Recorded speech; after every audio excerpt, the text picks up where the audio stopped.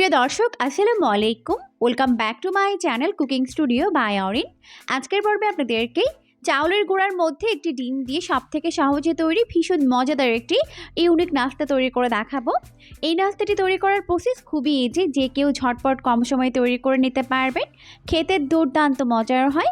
আশা করছি রেসিপিটি আপনাদের কাছে অনেক বেশি ভালো লাগবে।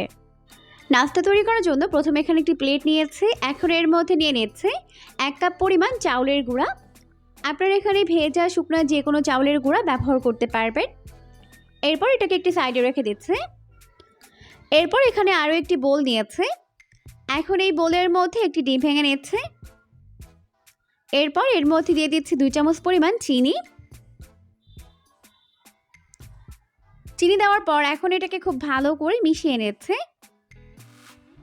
এটাকে ততক্ষণ পর্যন্ত মেশাবো যতক্ষণ না পর্যন্ত চিনিগুলো খুব ভালো করে গলে মিশে যায়। যখন ডিম আর চিনি ভালো করে গলে মিশে যাবে তখন আমি এটাকে একটি সাইডে রেখে দিচ্ছি। এরপর চুলায় একটা প্যান বসিয়ে দিয়েছি। এরপর আমি এর মধ্যে নিয়ে নিচ্ছি 1 কাপ পরিমাণ পানি। এখন পানিটাকে প্রথমে খুব ভালো করে হাই হিটে ফুটিয়ে নিতে হবে। এই পর্যায়ে আমি এর মধ্যে দিয়ে দিচ্ছি 1/2 চামচ পরিমাণ লবণ আর দিয়ে দিচ্ছি 4 টেবিল চামচ অর্থাৎ 1/4 কাপ পরিমাণ চিনি। এরপর পানির সঙ্গে চিনিগুলোকে খুব ভালো করে মিশিয়ে নিতে হবে।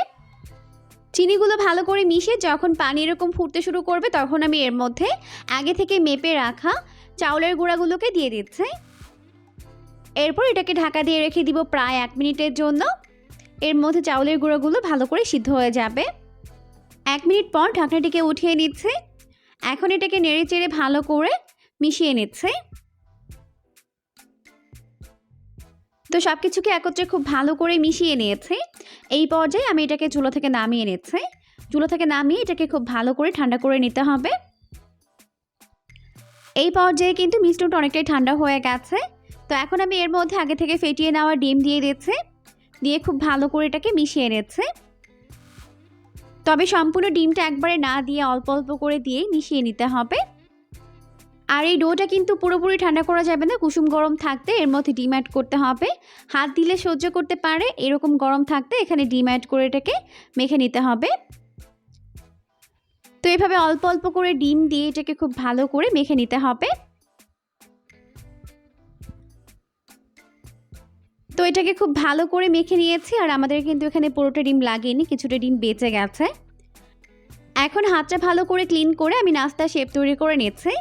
এখান থেকে অল্প একটু ডো নিয়ে নিলাম। এরপর হাতের মধ্যে নিয়ে প্রথমে এটাকে গোলাকার শেপ দিয়ে নিলাম। এরপর এরকম একটা লম্বা আকৃতির শেপ দিয়ে নিলাম। ব্যাস হয়ে গেছে। এরপর আমি এখানে এরকম একটি কাটার নিয়েছি। আর এরকম কাটার কিন্তু আমাদের সবার বাড়িতেই থাকে।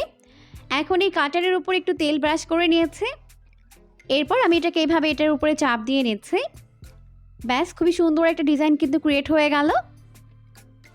তো হয়ে গেছে। সেমভাবে আমি সবগুলোকে তৈরি করে নিব।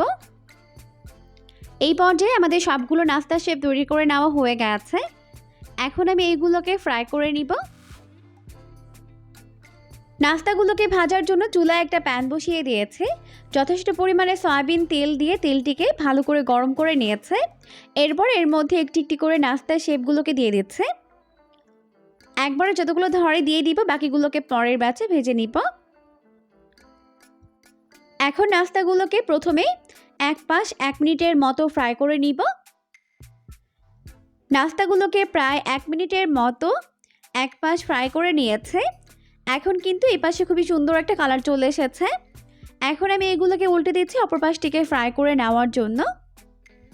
এখন অপর পাশটিকেও প্রায় 1 মিনিটের মতো ফ্রাই করে নিব। তো এভাবে উল্টে পাল্টে নাস্তাগুলোকে 2 পাশ গোল্ডেন ব্রাউন করে ফ্রাই করে নিতে হবে। এখন নাস্তাগুলোকে 2 পাশ গোল্ডেন ব্রাউন করে ফ্রাই করে নেওয়া হয়ে গেছে। এখন আমি এগুলোকে তেল ঝরিয়ে তেল থেকে উঠিয়ে নিচ্ছি। তো নাস্তাগুলোকে আমি ভালো করে তেল ঝরিয়ে একটি প্লেটের মধ্যে নিয়ে নিচ্ছি। আর বাকি নাস্তাগুলোকেও সেমভাবে ফ্রাই করে উঠিয়ে নিব। তো এই পর্যায়ে আমাদের সবগুলো নাস্তা ফ্রাই করে উঠিয়ে নেওয়া হয়ে গেছে। দেখতেই পাচ্ছেন লুকটা কত বেশি ইয়াম্মি হয়েছে। এই নাস্তাগুলো খেতে কিন্তু দুর্দান্ত মজার হয়। অবশ্যই রেসিপিটিকে ফলো করে বাসায় ট্রাই করবেন, দেখবেন পরিবারের ছোট থেকে বড় সবাই অনেক বেশি পছন্দ করবে। পরবর্তী ভিডিও দেখার আমন্ত্রণ জানিয়ে আজকের মতো এখানেই বিদায় নিচ্ছি। সবাই অনেক বেশি ভালো থাকবেন। আল্লাহ হাফিজ।